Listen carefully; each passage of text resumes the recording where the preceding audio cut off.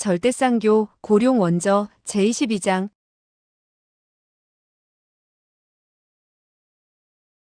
22. 동굴 속의 관. 아미산은 험준했다.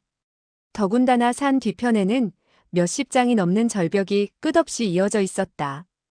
그들이 위로 올라갈수록 운무가 꾸역꾸역 산 주위를 감싸기 시작하더니 잠시 후에는 주위를 분간 못할 정도의 구름에 묻혀버리게 되었다.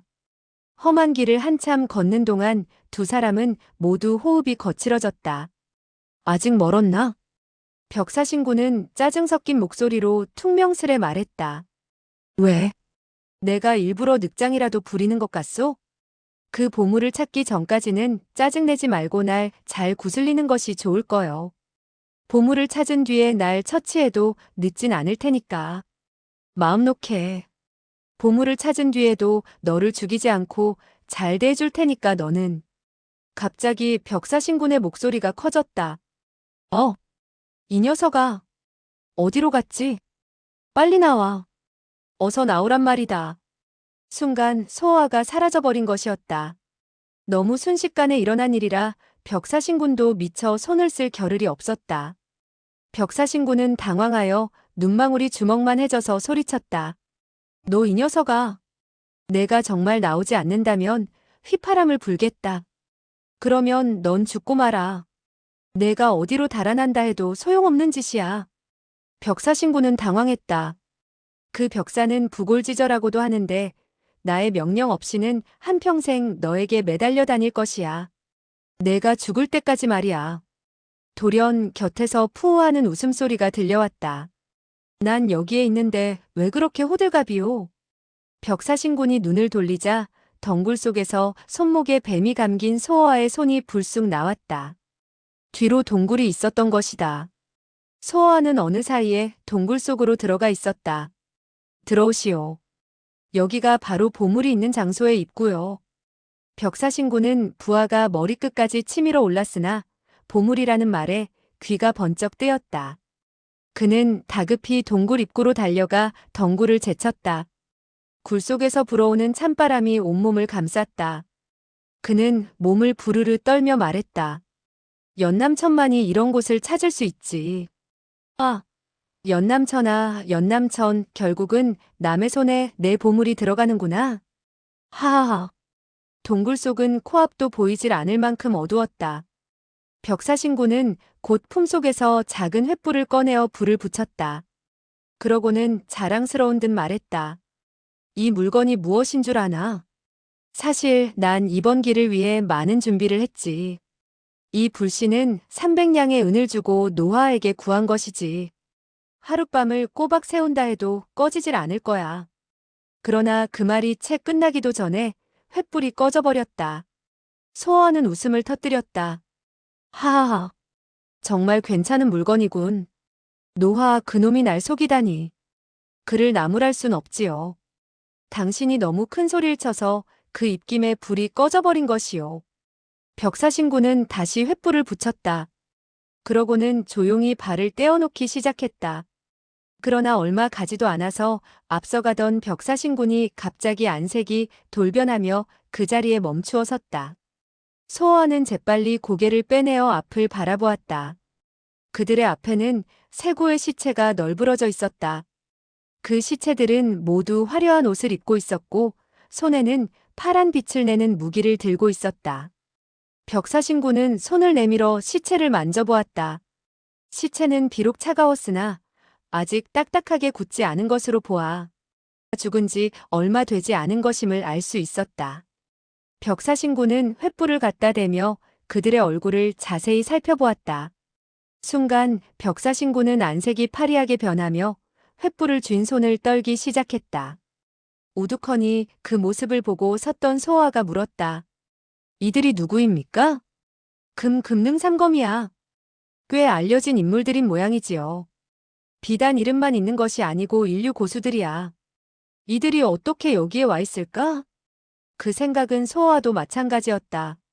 정말 이상한데. 하지만 여하간에 이 사람들은 죽어버렸으니 더 이상 생각할 필요는 없지 않소? 벽사신구는 음침하게 그 말을 받았다. 그들은 비록 죽었지만 그들을 죽인 사람은 반드시 이 동굴 속에 있을 거야. 저 시체들을 봐. 그 사람은 몇 번 손을 쓰지 않고도 순식간에 금능삼검을 죽인 모양이야. 이상하다. 그가 누굴까? 그는 또 어떻게 여기에 와 있을까? 지도가 여러 장일 리는 없고 그 지도는 내가 가지고 있었는데. 이때 돌연 수중에 있던 횃불이 다시 꺼져버렸다. 벽사신구는 비로소 누가 몰래 손을 쓰는 것임을 눈치챘다. 그는 뒤로 몇 걸음 물러나면서 소리쳤다. 누구냐? 순간 어둠을 뚫고 사람의 목소리가 들려왔다. 당신의 말이 맞소. 금능삼검을 죽인 사람은 이 동굴 속에 남아있소. 그 사람이 바로 나요. 그 목소리는 평온하며 아무런 특징도 없는 조용한 목소리였다. 그러나 이런 음침한 굴 속에서 그러한 목소리를 듣게 되자 오히려 두려움이 고조되었다. 당신은 누구요? 나를 볼 용기가 있어? 벽사신군도 역시 보통 인물은 아니었다. 두려운 생각에 손을 떨면서도 입술을 지그시 깨물며 다시 불을 켰다. 그 불빛을 타고 회인이 동굴 속으로부터 걸어 나왔다. 그의 얼굴은 회색이 감돌고 있었고 이목구비가 전혀 보이지 않았다. 얼굴이 대패로 민 듯이 반듯한 것이 마치 달걀 귀신 같았다. 소어아는 이 사람이 가면을 사용하고 있음을 알았다. 그러나 그것을 눈치챘음에도 불구하고 마음속이 서늘해왔다. 그가 코와 입을 가린 것까지는 좋았다. 그러나 왜 눈도 가렸을까? 눈을 가리고도 어떻게 행동을 할 수 있을까? 벽사신구는 이마에서 식은땀을 흘리며 나지막이 신음을 하듯 말했다. 당신은 회색박쥐? 회의는 담담한 목소리로 짤막하게 말했다. 잘 보았다. 그럼 그 올빼미는? 더듬거리던 벽사신구는 갑자기 말을 멈추더니 왈칵 선혈을 토하며 쓰러졌다. 누군가 암수를 가한 것이었다. 그 바람에 다시 횃불이 꺼져버려 한치 앞도 볼 수 없게 깜깜해져 버렸다. 소아가 놀라서 두 눈을 화등잔만하게 뜨고 있는데 뒤로부터 불빛이 새어 들어왔다. 소아는 깜짝 놀라 재빨리 뒤를 돌아보자 한 사람이 다가오고 있었다. 이 사람은 별다르게 특별한 곳은 없었다. 다만 눈이 무서울 정도로 컸다. 회인이 이미 숨이 끊어져 버린 벽사신군을 내려다보며 혼잣말처럼 중얼거렸다. 회색 박쥐가 여기에 있으니 올빼미도 멀리 있는 것이 아니지. 마주서서 앞사람과 이야기할 때도 뒤를 신경 쓰지 않는다면 바보야. 회인의 말이 끝나자 그 올빼미같이 큰 눈을 가진 사나이가 소어아를 바라보면서 입을 열었다. 너희들이 어떻게 여길 왔는가 물어보고 싶은걸? 소어아는 눈을 깜빡거리며 말했다. 당신이 말해주지 않았소? 묘두응은 그 큰 눈을 더 크게 떴다. 내가 말을 했다니 그게 무슨 얘기냐? 연남천의 보물지도는 단 한 장뿐인데. 당신이 말을 하지 않았다면 어떻게 우리가 여길 찾을 수 있었겠소? 당신은 우리의 힘을 빌려서 회편복 회색박쥐를 죽인 뒤 혼자 보물을 삼키려고 하지 않았소. 왜 지금 와서 배신하는 것이오? 몇 푼 은자가 아까워졌소? 묘두응은 화가 치밀어 올랐다. 너같이 젖비린내 나는 놈이 그런 계책을 쓰다니 필히 마두가 될 놈이구나. 맞았소. 그러니 당신은 어서 나를 죽이시오. 그래야 당신 일이 누설되지 않을 테니. 그래, 너를 죽여 마두의 싹을 잘라버리겠다. 묘두응은 양손을 동시에 내밀었다. 10손가락이 마치 독수리의 발처럼 소어아의 목을 향해 뻗쳐갔다.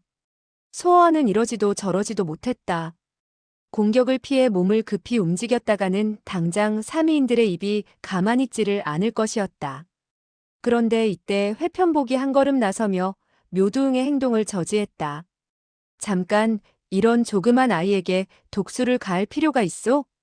갑작스레 회편복이 나서서 자기를 막자 묘두응은 손을 거두며 투덜댔다. 왜 나를 막는 거요? 이 어린 녀석의 말을 믿는다는 거요? 너와 나 두 사람만 알고 있는 비밀 지도인데 이 사람들이 어떻게 알았는가 이상하지 않아? 묘두응이 크게 소리쳤다. 너와 나는 20년간이나 교제를 해온 터인데 날 믿지 못하겠다는 말이냐? 장님은 남에게 속기가 쉬우니 의심하는 것도 무리는 아니지. 좋다. 내가 이 보물을 혼자 차지하기 위해 생트집을 잡는 모양인데 난 벌써부터 장님들이 흉물스럽다는 말을 들어왔다. 남들이 하는 충고를 듣지 않았던 것이 한스럽구나. 묘두응의 말이 끝나기도 전에 회편복은 한 줄기 장력을 발해 묘두응의 횃불을 꺼버렸다. 묘두응이 분기탱천해서 소리쳤다. 좋아, 좋아. 넌 정말 독수를 가하는구나. 잇따라 계속 손바람 소리가 동굴 속에서 오갔다. 소호하는 회편복은 장님이기 때문에 어둠 속에서 사용하는 독특한 무술이 있음을 짐작했다. 묘두응 역시 제 아무리 어둠 속에서 물건을 분별할 수 있다 해도 역시 약간의 불빛이라도 있었을 때의 얘기였다. 그는 확실히 불리한 처지에 놓여 있었다. 뿌드득하고 뼈마디가 부서지는 소리가 나면서 묘두응의 신음 섞인 목소리가 들렸다. 넌 하루만 지나도 후회할 것이다.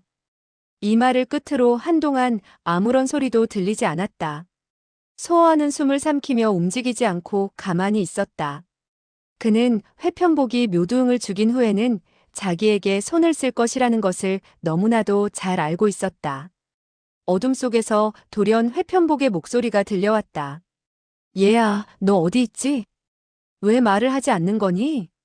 내가 그의 음모를 알려줘서 감사할 참이었는데. 그 목소리는 서서히 소호아 쪽으로 다가왔다. 그는 장님이긴 했으나 높은 무공을 지닌 데다가 사람의 몸에서 나오는 열기나 가벼운 숨소리로도 충분히 그 위치를 알아낼 수 있을 만큼 다른 감각이 발달해 있었다. 발소리는 점점 더 가까워졌고 소호하는 온몸에서 진땀이 흠뻑 나 옷이 몸에 달라붙을 정도였다. 이제 보니 내가 여기에 있었구나. 왜 빨리 달아나질 않지? 소호하는 이를 악물었다. 땀방울이 물을 뒤집어 쓴 것처럼 흘러내렸다. 그러나 그는 흘러내리는 곳이 가려워도 긁지를 못하고 꼼짝달싹하지를 못했다. 평생토록 이렇게 무서워해 본 적이 없었다. 회편복의 손은 점점 더 가까워져 그의 목 주위까지 왔다. 회편복의 조용하고도 음산한 목소리가 들려왔다. 난 널 고통스럽게 하지는 않겠어. 가볍게 점에서 편안히 죽여주지. 그러니 날 원망하지는 말아라. 내가 보물 얘기를 퍼뜨리고 다니면 나도 영영 편히 지내질 못해. 이때 갑자기 회편복은 비명을 지르며 뒤로 몇 걸음 물러섰다. 너의 목에. 회편복이 소호아의 목을 점하려는 순간 소호아의 목을 감고 있던 뱀이 그의 손을 물어버린 것이었다. 소호아는 얼굴에 땀을 닦아내며 말했다. 아쉽게도 당신은 지금 나의 호신사를 건드렸어. 날 죽이는 건 그렇게 쉬운 일은 아니지. 뱀 독사. 몇 마디도 채 입 밖으로 내보지 못하고 회편복은 땅바닥에 풀썩 쓰러져 절명하고 말았다. 소호하는 그가 쓰러지는 소리를 듣자 기쁜 가운데서도 한편 놀라지 않을 수 없었다. 이 벽사신군이 키운 독사는 너무나도 악독한 맹독을 가지고 있었던 것이다. 그는 길게 숨을 내쉬면서 중얼거리기 시작했다. 회편보가 나는 이미 내가 꼭 치명적인 급소를 노릴 것으로 예상했지. 그런데 급소란 급소는 모두 독사가 휘감고 있었다. 그래서 난 피하지 않고 내가 손을 쓰길 기다렸지. 본래 날 해칠 독사가 날 구한 결과가 되었구나. 천하에는 결과를 알 수 없는 일이 많아. 그는 긴장감에서 풀려 허탈감에 빠졌다. 위기일발의 순간에 그는 자기의 목숨을 걸고 회편복과 도박을 했던 것이다. 그는 정신을 수습하며 어둠 속에서 벽사신군의 불씨를 찾으려고 더듬거렸다. 그러나 함부로 손을 움직일 수는 없었다. 삼위인의 무서운 위력을 방금 눈으로 확인했기 때문이었다. 소호아의 입에선 저절로 장탄식이 새어나왔다. 부골지저. 이건 정말 부골지저군. 그들을 떨어뜨리지 못할 바엔 차라리 죽는 게 낫겠다. 이때였다. 불빛이 번쩍하더니 한 사나이가 횃불을 높이 들고 걸어 들어왔다. 음침한 기운이 감도는 이런 동굴 속에서도 위험이 당당했다. 그는 소호아와 땅에 쓰러져 있는 시체들을 보고는 놀라서 안색이 크게 변했다. 그는 멈추어 서서 손으로 가슴을 보호하며 큰 소리로 물었다. 당신은 뉘시오? 소아는 눈을 부라리면서 말했다. 그러는 당신은 누구요? 당신은 나도 모르면서 강호를 나다니는 것이요? 그럼 약간은 이름이 있는 인물인 모양이지. 금이의 사나이는 가슴을 펴며 말했다. 내가 바로 양아 17가 표국 연맹의 총표도 기발사나 동권철장 진중주 조전해요. 이 이름을 그대는 필시 들어보았겠지. 소어는 빙그레 웃었다. 이름이 길고 꽤 위험이 있는 것 같군. 그러나 당신은 내가 누구인 줄은 모를 거요. 금이 대한 조전에는 피식 웃었다. 내가 강호의 졸부들까지 모두 아는 것은 아니지. 내가 바로 만사지성, 만검지존, 만왕지왕, 타편 삼산오학, 남칠북 63성 무적수, 경천동지 오광자이요. 이 이름을 들어본 적이 있어? 난 일찍이 강호에 그런 사람이 있다는 것은 들어보질 못했는데. 당신은 비록 듣지 못했지만 돌아가서 스승에게 물어보면 알 거요. 강호의 늙은 사람들은 날 보고 고개를 숙이지 않는 사람이 없지. 조전에는 이 말에 대단히 노했다. 아직 피도 마르지 않은 어린아이가 방자하기 이를 데 없구나. 당신은 내 나이가 어린 줄 아시오? 내 아들도 너보다는 어리지 않다. 당신은 무공이 극에 달하면 다시 젊어진다는 것을 들어보지 못했소? 조전에는 놀라면서 그를 쳐다보았는데 도저히 믿을 수 없다는 표정이었다. 소어가 계속 말했다.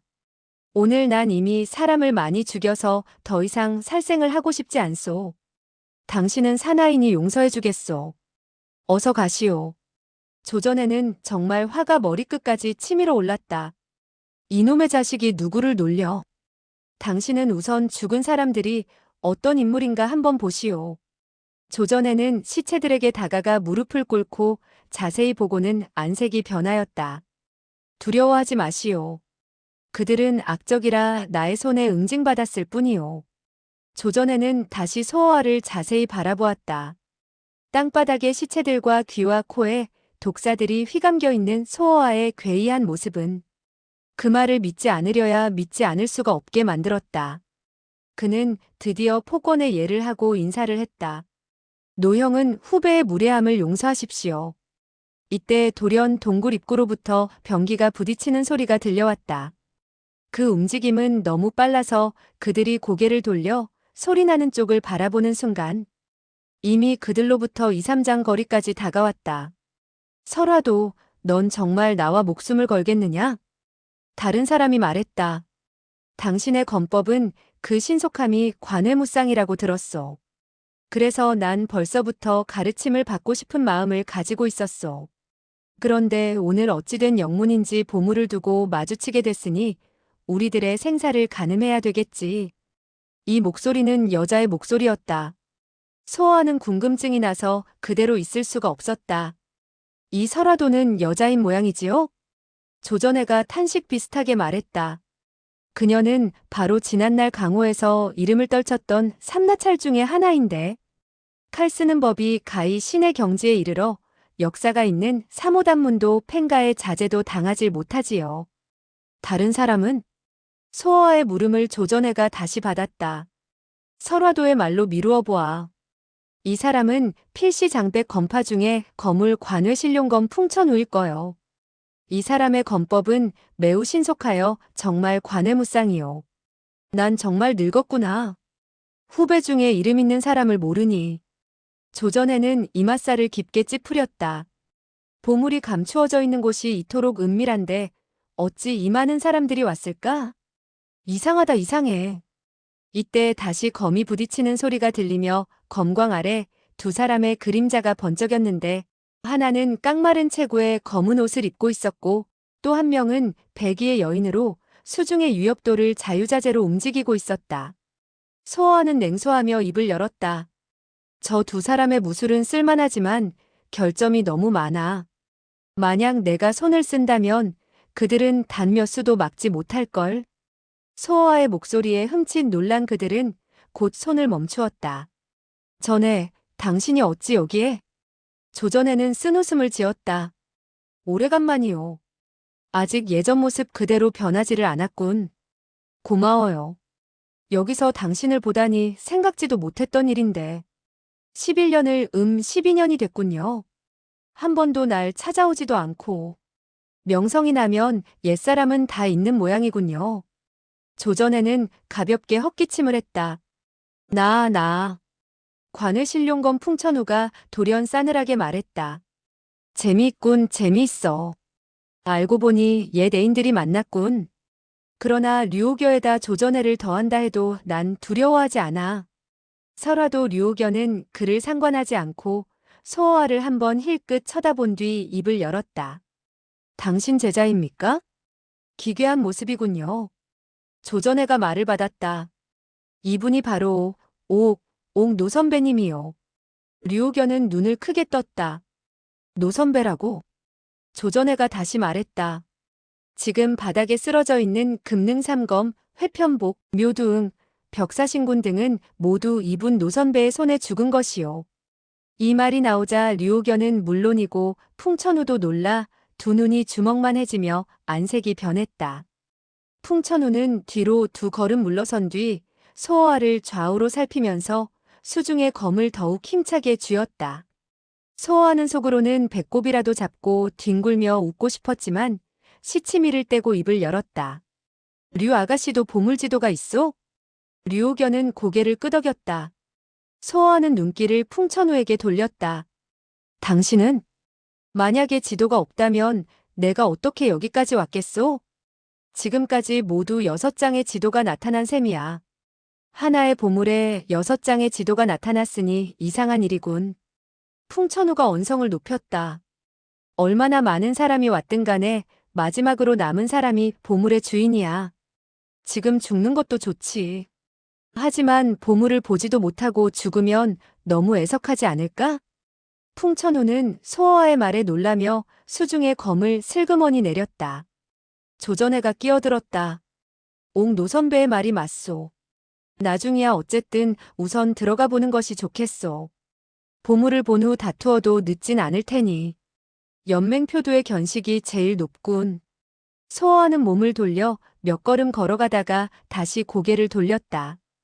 그 벽사신군의 품속에 무엇이 있나 좀 보게나.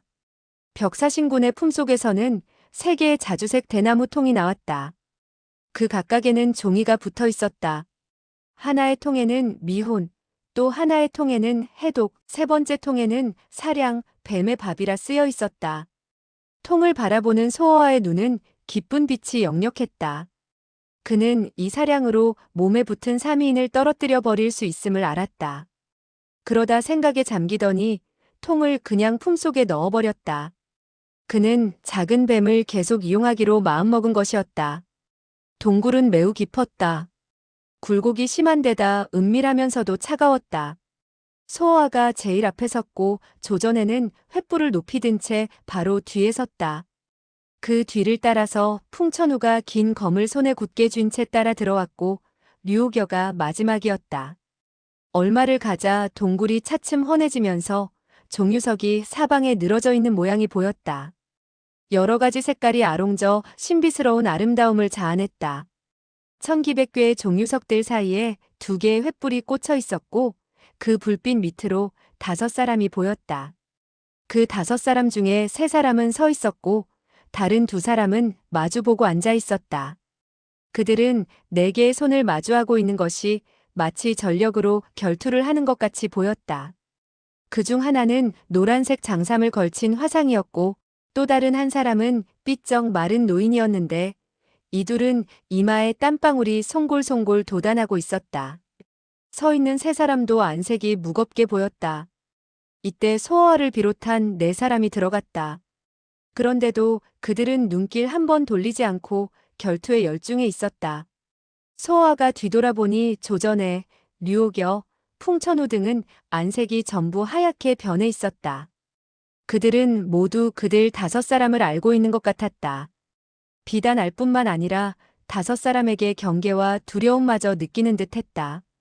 아마도 5사람의 무공과 명성이 그들보다 훨씬 고강한 것 같았다. 조전해의 입속에서 신음 비슷한 소리가 새어나왔다. 5명의 늙은 괴물들이 어찌 여기에 왔을까? 소아도 입을 열었다. 괴물이라 부를 정도면 필시 굉장한 인물들이겠군. 선배께서는 회남 왕가의 대력응조 신공을 들어본 적이 있습니까? 이 일문의 무술은 이미 70년간이나 천하의 이름을 날리고 있죠. 조전의 말을 소아가 받았다. 들어본 적은 있지. 저 말은 노인이 바로 지금 응조문의 제일 명가로. 사람들은 흔히 시인역의 왕일조라 하지요. 시인역의? 무슨 뜻이지? 조전에는 쓴웃음을 지으며 말했다. 그 자신이 지은 이름입니다.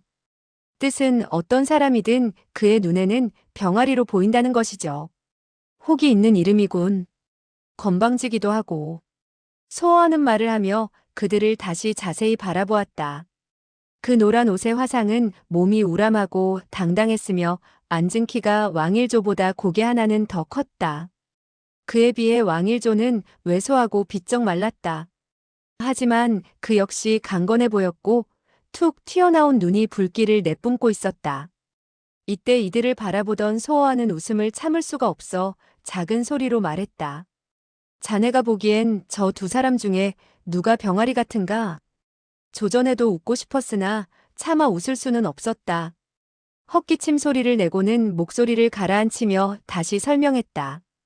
저 황희승인이 바로 오대산 계명사의 황계대사이십니다. 병아리만한 것은 독수리라 하고 또 독수리만한 것이 병아리라 하니 웃기는 짓거리군. 이때 황계대사의 곁에 서 있던 파란 옷을 입은 노인이 나지막하지만 차갑게 말했다. 닥쳐. 소호하는 그 파란 옷의 노인을 바라보았다. 그는 고개도 돌리지 않고 왕일조와 황계대사의 내 손만 계속 바라보고 있었다. 저 소자는 또 뭐라는 녀석이지? 조전에는 안색이 변하면서 그 파란 옷의 노인을 바라본 후 다시 소호와의 얼굴에 붙어있는 뱀들을 힐끔힐끔 훔쳐보면서 낮은 소리로 설명했다. 저 사람이 바로 기공이 해외와 해내에 유명한 일질계산 소흥거사입니다. 그는 황계대사와 수십 년간 교분이 두텁고 생사를 같이 하는 교정이지요. 목숨을 같이 하는 교정인데 왜 황계대사를 돕지 않지? 조전의 목소리는 더욱 낮아졌다. 왕일조도 자기 혼자 온 것이 아닙니다. 그의 뒤에 서 있는 2사람 중 하나는 손천나무로 검과 손을 동시에 사용하는 명수이고 또 하나는 창법세가인 절동 구문의 장문인 구청파 구칠야지요. 왕씨 집안과 구씨 집안은 오래전부터 교분이 두터웠습니다. 그는 조용히 숨을 들이쉬면서 잠시 말을 멈추었다가 재차 입을 열었다. 더군다나 황계대사와 왕일조의 신부는 남이 도움을 줄 개똥 같은 신부는 왕일조가 혼자 왔다면 소운 늙은이가 손을 안 쓸 리가 없었을 것이야. 소호하는 큰 걸음으로 걸어가 구청파에게 웃음 띤 얼굴로 물었다. 요사이 지내기가 어떤가? 구청파는 소호하를 쳐다보며 이맛살을 찌푸렸다. 어찌 날 알지? 넌 누구냐? 당신은 날 모르지만 난 당신을 알고 있지. 그리고 지금 난 조전에 풍천우, 설화도 류 아가씨 3사람을 데리고 당신을 도우려던 참이야. 당신과 손천 남은 소운 늙은이에게 손을 쓰게. 내가 이 황계중을 천당으로 보내도록 책임지지. 구청파는 놀랍고도 기가 찼다. 그가 어리둥절하여 있을 때 소운 거사가 분노의 대가릴성을 크게 지르자 불빛마저도 흔들거렸다. 순간 왕일조와 황계대사에 마주대고 있던 4개의 손바닥이 떨어졌다. 이 5사람이 이름을 날리는 것은 그만한 무공이 있어서였다. 반응의 신속함이 웬만한 고수들이 감히 따를 정도가 아니었다. 순식간에 긴 검들이 검집을 떠났으며 은색의 휘황찬란한 검날들이 공중을 갈랐고 황계대사의 몸은 마치 노란 구름이 바람을 타고 흐르듯 유연하고 신속하게 이장 밖으로 날아갔다. 왕일조 역시 과연 독수리처럼 날쌔게 뒤로 몸을 날렸다. 소홍거사가 소리쳤다. 흥! 왕일조. 내 놈들이 수작을 부린 것은 시간을 끌기 위해서였구나. 소호하는 고개를 젖히고 한바탕 호탕하게 웃었다. 당신 5사람은 이제 보니 강호의 도적들과 조금도 다를 바가 없군. 서로 믿질 못하고 남의 속셈이 흉악하려니 지레짐작이나 하고. 소은 거사의 목소리가 더욱 거칠어졌다. 넌 도대체 어떻게 하겠다는 것이냐? 그렇게 긴장하지 마시오. 난 누구도 돕지 않겠소. 다만 보물을 찾기 전에 서로가 싸우게 되면 원한만 쌓이지 않겠소? 그래서 난 싸움을 말릴 생각이었을 뿐이오. 소어와의 착 가라앉은 목소리를 듣던 왕일조는 눈을 독수리처럼 뜨면서 물었다. 도대체 당신은 누구요? 날 모르오? 저 사람에게 물어보시지. 그는 손으로 조전해를 가리켰다. 전기가 번뜩이는 눈동자들이 일시에 조전해의 몸으로 옮겨졌다. 조전해는 고개를 숙이며 서서히 입을 열었다. 이분이 바로 옥 노선배이시지요. 바로 만사지성, 만검지존, 만왕지왕, 삼산오학의 적수가 없고 천지를 진동시킨 오광자이신. 소어하는 고개를 끄덕이면서 흐뭇해했다. 비록 몇 자가 모자라도 마찬가지야. 이 이름을 들어보지 못했다고 한다면 정말 귀를 막고 세상을 산 것이지. 왕일조는 매우 화가 나서 소리쳤다. 꼭지도 안 떨어진 애송이 녀석이 그런 이름을 써. 조전해가 급히 막았다. 이거 금능삼검, 회편복, 묘두은과 벽사신군 등이 모두 이분 옥 노선배의 손에 죽었소. 이 말이 떨어지자마자 왕일조를 비롯한 5사람은 눈이 휘둥그레졌다. 그중 소은 거사가 조전해를 바라보면서 날카로운 소리로 물었다. 그 사람들이 이 사람의 손에 죽었다는 것을 내가 어떻게 알지? 내가 직접 보았느냐? 그건 물론 내가 직접 보았죠. 그들의 시체는 바로 입구 가까이에 있습니다. 그는 정말 목격한 것은 아니었으나 이미 마음속으로 믿고 있었다. 더군다나 이때의 형세는 이미 기정사실화된 내용을 부정할 수도 없는 노릇이었다. 왕일조, 구청파, 손천남, 소운, 황계는 서로 바라보면서 눈치를 살피다가 다시 소어아를 바라보았는데 그 눈길들이 이미 방금 전과는 달랐다. 이 사람들은 조전의 말을 소홀히 할 수가 없었다. 양하 17가 표국 연맹 총표두의 이름만으로도 전당포에 가서 몇 냥의 은을 바꿀 수 있을 정도로 그는 신용 있는 인물이었던 것이다. 소어하는 연신 사방을 둘러보면서 입을 뗐다. 하나의 보물에 여러 장의 지도가 있다는 것은 분명 이상한 일이오. 여러분들은 어떻게 된 영문인지 알고 싶지 않소? 아마도 그들은 이런 말을 조금 전에만 들었다면 별 신경도 쓰지 않았을 것이다. 그러나 지금 그들은 앞에 있는 기인의 신분을 눈으로 분간하기 어려웠다. 왕일조, 황계대사는 그 말을 듣고 심각하게 생각해보자 과연 거기에 무슨 곡절이 있는 것 같이 느껴졌다. 이때 동굴 천장 쪽에서 가느다란 빛이 들어오기 시작했다. 여러 사람이 이구동성으로 외쳤다. 시간이 됐군. 왕일조는 손을 휘둘러 2개의 횃불을 모두 꺼버렸다. 오직 달빛만이 구멍을 통해 석순을 비쳤다. 왕일조가 먼저 석순 쪽으로 달려갔다. 그러나 그의 몸이 움직이자마자 황계대사의 긴 소매가 그의 뒤를 따랐다. 또 소운의 칼이 이미 구청파와 손천남을 향해 지쳐 들어가고 있었으며 설화도 류옥여의 번개 같은 3번의 공격에 풍천우도 2번이나 반격을 하였다. 순간적으로 혼전이 일어났다. 소어하는 홀로 떨어져서 이 모습들을 바라보며 입을 열었다. 너희들은 뭐가 그렇게 급하지? 아직 어디에 보물이 있는지조차 모르는 형편이야. 보물을 찾아낸 후 다시 싸워도 될 텐데 도대체 웬일들이지? 빛이 닿은 석수는 움직일 수 있게 되어 있었다. 그들은 횃불을 다시 붙여들고 이 신비스러운 입구를 비추었다.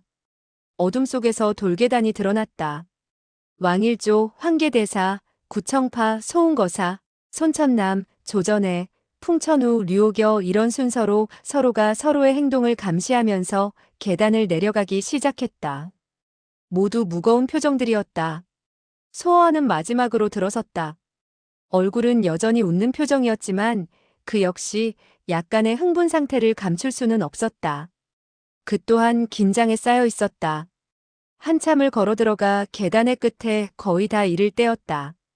돌연 왕일조가 아하는 탄식 소리를 내자 뒤따르던 황계대사도 아하는 괴이한 소리를 질렀다.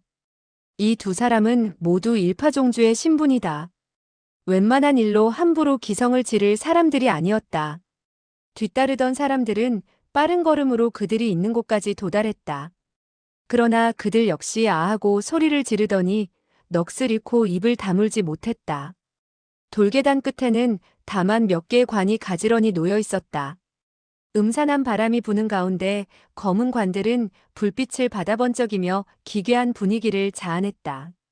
류옥연은 몸을 부들부들 떨며 자신도 모르게 조전의 품속으로 다가서면서 관을 세어보았다. 그 관은 모두 13개나 되었다. 이 관을 둔 커다란 석실에는 탁자가 하나 있었고 그 위에 있는 영패가 두 자루의 촛불빛을 받고 있었다. 역대조사지령이 이것은 누구의 묘지지? 소어와의 물음에 구청파가 무거운 소리로 대답했다. 듣기에 아미산에 금지가 있다던데. 바로 아미파 역대 장문인의 시체를 매장하는 곳이라고 했지. 혹시 여기가 아닐까?